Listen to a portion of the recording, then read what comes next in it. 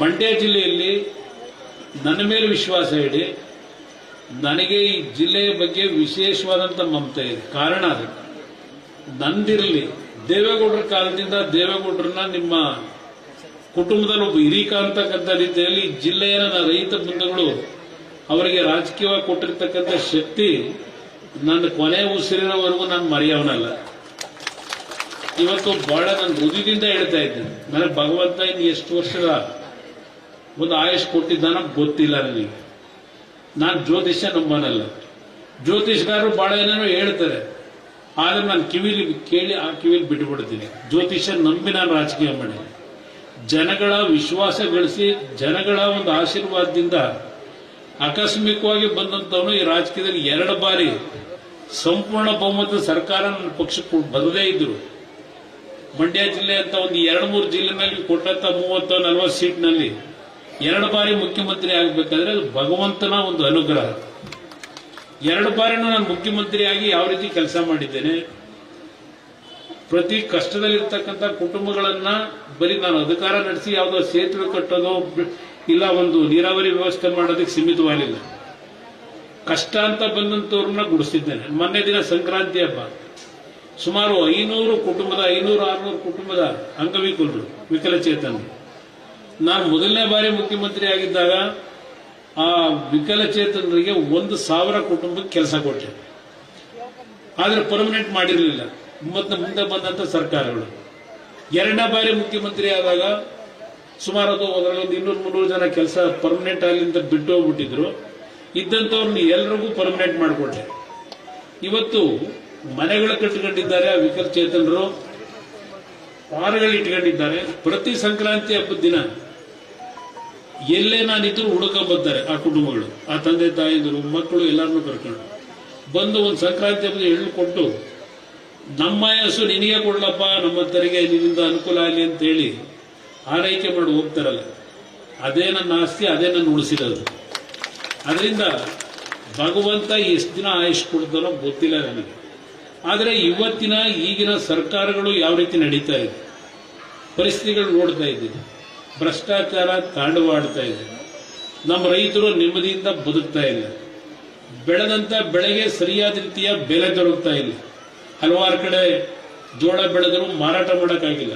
ಹಲವಾರು ಕಡೆ ಸರ್ಕಾರ ಆ ರೈತರ ಬೆಳೆ ಕೊಂಡ್ಕೊಳ್ಳಿಕ್ಕೆ ತಯಾರಾಗಲಿಲ್ಲ. ಕೇಂದ್ರ ಸರ್ಕಾರದ ಕಡೆ ಕೈ ತೋರಿಸ್ತಾರೆ. ತೊಗರಿ ಬೆಳೆದಿದ್ದಾರೆ, ಹೀಗೆ ಹಲವಾರು ರೀತಿಯ ಒಂದು ದವಸ ಧಾನ್ಯಗಳನ್ನು ಕೊಂಡ್ಕೊತಾ ಇಲ್ಲ ಸರ್ಕಾರದಲ್ಲಿ. ನಾನು ಸರ್ಕಾರಕ್ಕೆ ಕೇಳಿದೆ, ನಾನು 2 ಬಾರಿ ಮುಖ್ಯಮಂತ್ರಿ ಆಗಿದ್ದೆ, ಮೊದಲು ನಾವು ಬೆಂಬಲ ಬೆಲೆ ಕೊಟ್ಟು ಖರೀದಿ ಮಾಡಿ ನಂತರ ಕೇಂದ್ರ ಸರ್ಕಾರದ ಮುಂದೆ ಮನವಿ ಕೊಟ್ಟು ಏನಾದರೂ ಅವರಿಂದ ಸಹಾಯ ಪಡಲಿ ಪ್ರಯತ್ನ ಪಟ್ಟೆ. ಆ ಕೆಲಸ ನೀವು ಮಾಡಬೇಕರಪ್ಪ ಅಂದ್ರೆ ಅವರು ಪ್ರತಿಯೊಂದು ಕೇಂದ್ರ ಸರ್ಕಾರ ಮಾಡಲಿ ಅಂತ. ಮತ್ತೆ ನಾವು ರಾಜ್ಯದ ಸರ್ಕಾರ ಯಾಕೆ ನಡೆಸ್ತೀವಿ? ನಾನು 25,000 ಕೋಟಿ ಸಾಲ ಮನ್ನಾ ಮಾಡಿದಾಗ ಅವತ್ತು ಕಾಂಗ್ರೆಸ್ ಜೊತೆ ಸೇರೆ ಮಾಡಿದೆ. ನರೇಂದ್ರ ಮೋದಿ ಹತ್ರಕ್ಕೆ ಹೋಗ್ಬಿಟ್ಟು ಸಾಲ ಮನ್ನಾ ಮಾಡಿದ್ದೀನಿ, ರೈತರಿಗೂ ದುಡ್ಡು ಕೊಡಿ ಅಂತ ಕೇಳಿದ. ನೀವು ಕಟ್ಟತಕ್ಕಂಥ ನಿಮ್ಮ ದುಡ್ಡು, ನಿಮ್ಮ ತೆರಿಗೆ ಹಣ ಸರ್ಕಾರಕ್ಕೆ, ನಿಮ್ಮ ದುಡ್ಡಲ್ಲಿ 25,000 ಕೋಟಿ ಸಾಲ ಮನ್ನಾ ಮಾಡಿಕೊಟ್ಟೆ. ಇವತ್ತು 8 ಲಕ್ಷ ಕೋಟಿ ಸಾಲ ಮಾಡಿದ್ದಾರೆ. ನನ್ನ ತಾಯಂದರಿಗೆ ವಿಶೇಷವಾಗಿ ಮನವಿ ಮಾಡ್ತೇನೆ, ನನಗೇನು ಅಸೂಯೆ ಇಲ್ಲ.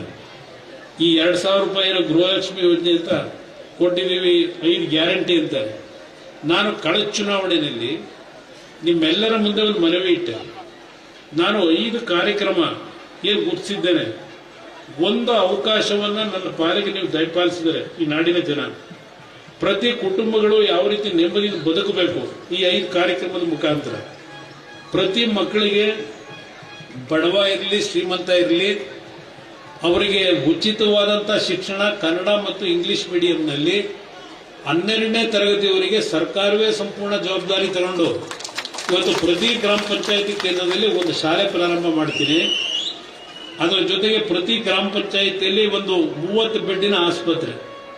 ಪ್ರತಿ ಸಂದರ್ಭದಲ್ಲಿ ಜಿಲ್ಲಾ ಕೇಂದ್ರಗಳಿಗೆ ನೀವು ಹೋಗಬೇಕಾಗಿಲ್ಲ, ಮನೆಯ ಮುಂದೆನೆ ಗ್ರಾಮ ಪಂಚಾಯಿತಿ ಕೇಂದ್ರದಲ್ಲೇ ನಿಮಗೆ ಎಲ್ಲಾ ರೀತಿಯ ಆರೋಗ್ಯದ ತಪಾಸಣೆಗಳು ಉಚಿತವಾಗಿ ದೊರಕಬೇಕು ಅಂತಕ್ಕಂಥ ಒಂದು ಯೋಜನೆ.